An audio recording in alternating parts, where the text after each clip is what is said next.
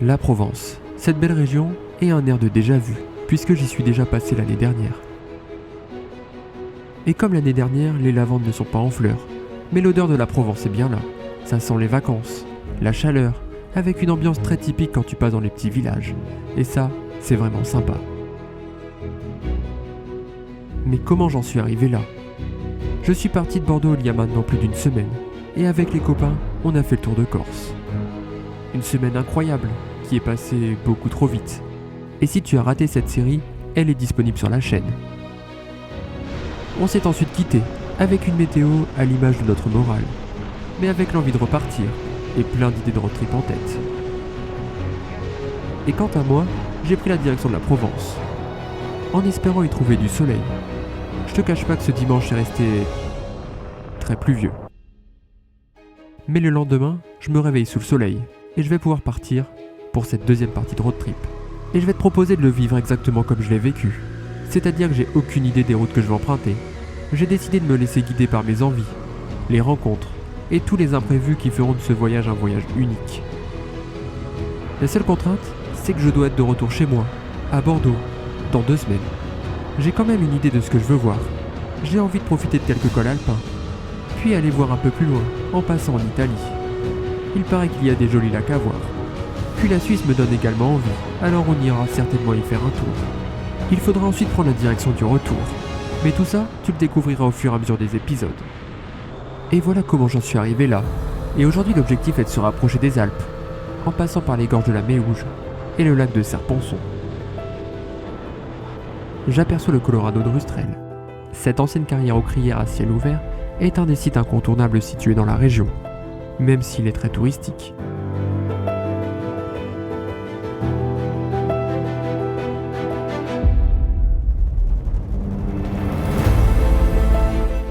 Ce paysage, aux allures de canyon, façonné par la nature et les coups de pioche lors de l'extraction des pigments, donne ces reliefs impressionnants. Tu peux y voir ces cheminées de fées, qui en font un lieu unique en France.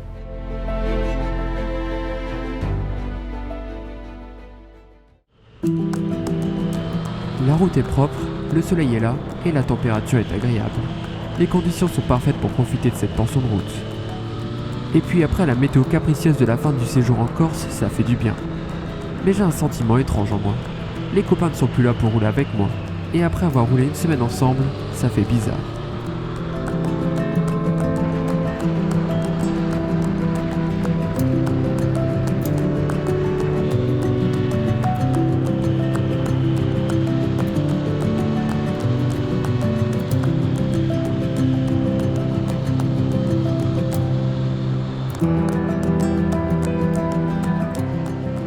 Les chaînes montagneuses se dessinent à l'horizon, mais j'ai décidé de prendre aucune voie rapide, alors on va prendre le temps de s'en rapprocher. Je quitte la D30, sur laquelle je me serais bien amusé, pour rejoindre la D118, puis la D18.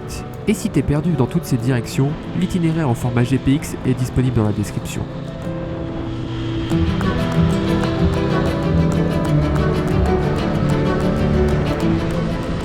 Et là, je fonce vers mon premier col.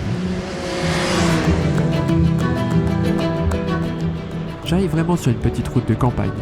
Les suspensions et mes avant-bras vont certainement en prendre un coup, mais les beaux paysages se méritent.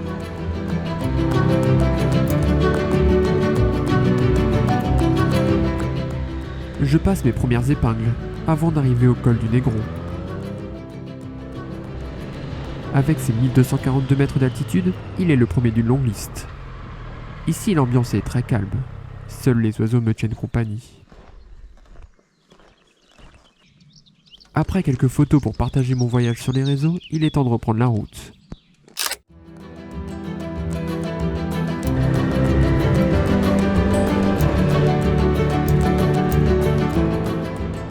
Et la descente du col se fera avec une alternance de points de vue sur les reliefs et des virages comme on les aime en moto.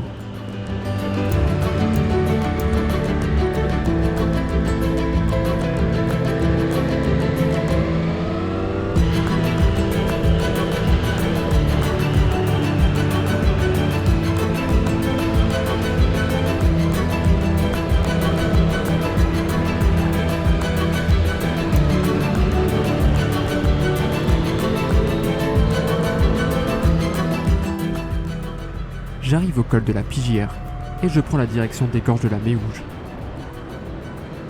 Et rouler sur ces routes où les montagnes se dessinent de plus en plus me donne toujours autant de plaisir.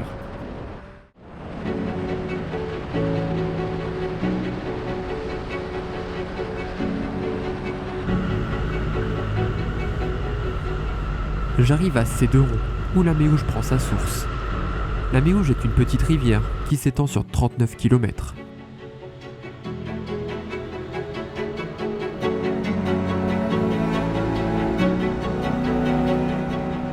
Puis quelques kilomètres plus loin, au détour d'un virage, les gorges se dessinent.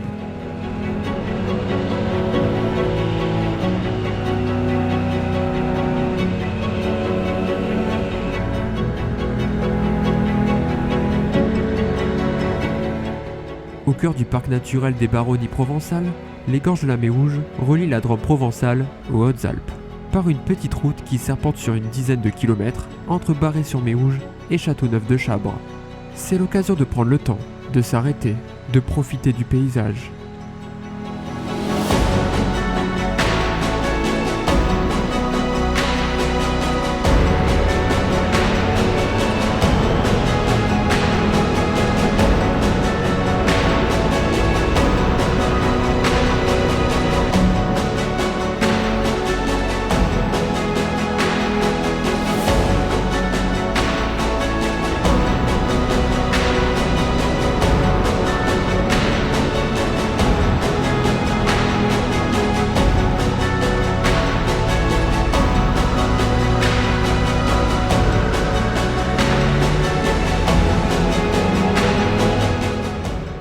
Après avoir pris le temps de profiter de ces gorges, je me souviens que j'ai encore pas mal de route à faire.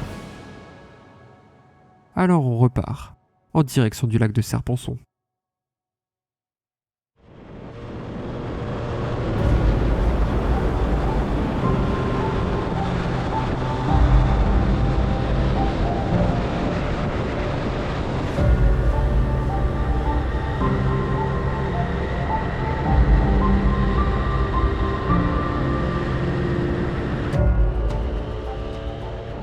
J'arrive au lac de Serponçon par le sud-ouest, et je vais en faire le tour par l'est, afin d'en profiter au maximum.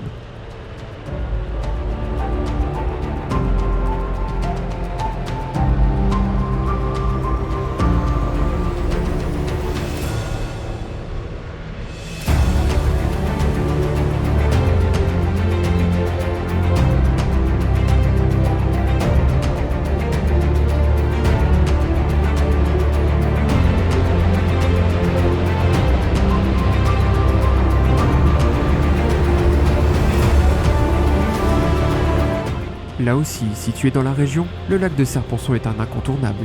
Et la route qui en fait le tour t'offre des virages et des points de vue à n'en plus finir. Alors n'hésite pas à venir y poser tes roues.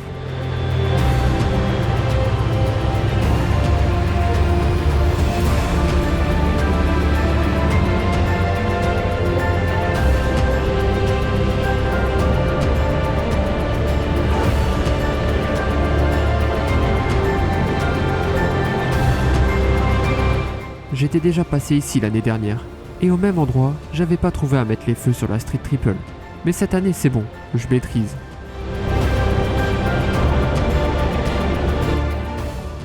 La Durance et l'Ubaye, affluents du lac, fournissent une eau riche en minéraux qui donne cette teinte bleue très surprenante.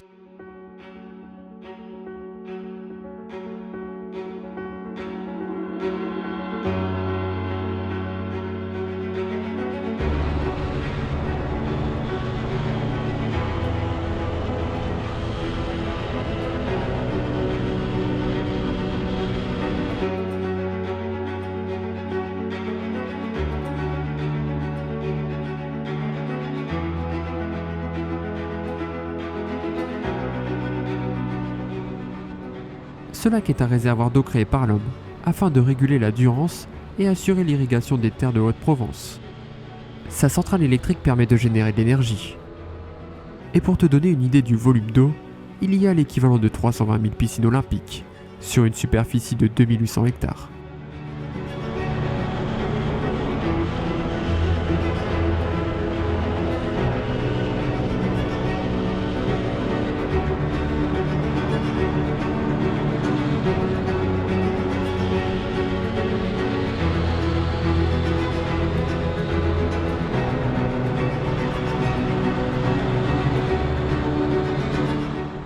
Je me régale sur cette route. J'ai peut-être pas la météo avec moi, mais j'ai la chance de tomber sur un moment où la route est peu fréquentée.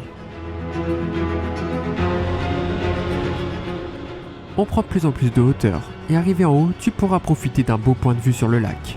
Quant à moi, je me suis déjà arrêté l'année dernière.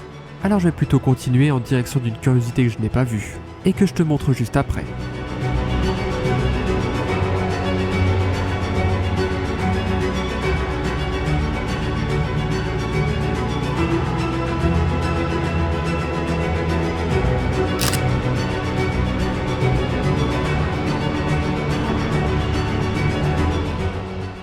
Au bord du lac, tu peux trouver ces surprenantes sculptures naturelles. Curiosité géologique, elles sont surnommées les demoiselles coiffées. Il s'agit de colonnes rocheuses, couronnées de blocs de pierre. Mais le site est en constante évolution, et certains décoiffements ont eu lieu ces dernières décennies. Pour y accéder, tu peux emprunter un sentier plutôt facile. Et même avec les bottes de moto, c'est largement faisable. Arrivé en haut, tu pourras profiter de la vue sur ces sculptures.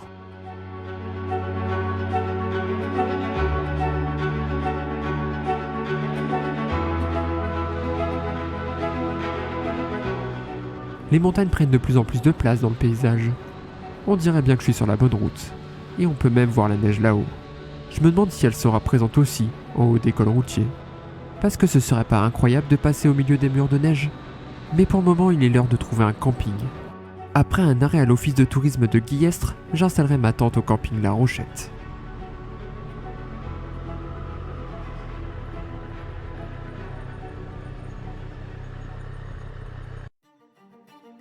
Après une semaine de montage de tente, l'exercice commence à être maîtrisé.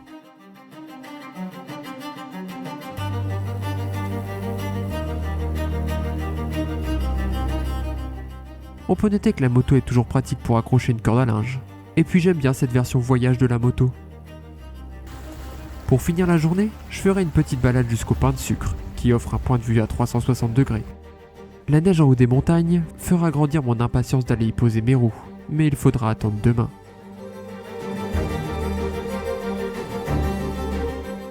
Pour l'heure, il est temps d'aller manger une pizza. Comme un avant-goût d'Italie, tu me diras. Mais attention, pas n'importe quelle pizza. Le gérant m'a bien précisé que ce sont des vraies pizzas napolitaines, faites en respectant la tradition. Pas sûr que ce soit la même région que celle où je vais aller, mais peu importe, je me suis régalé. Allez, bonne nuit, et demain on va aller voir les montagnes de plus près. Si la vidéo t'a plu, n'hésite pas à la liker, et à t'abonner pour ne pas rater la suite.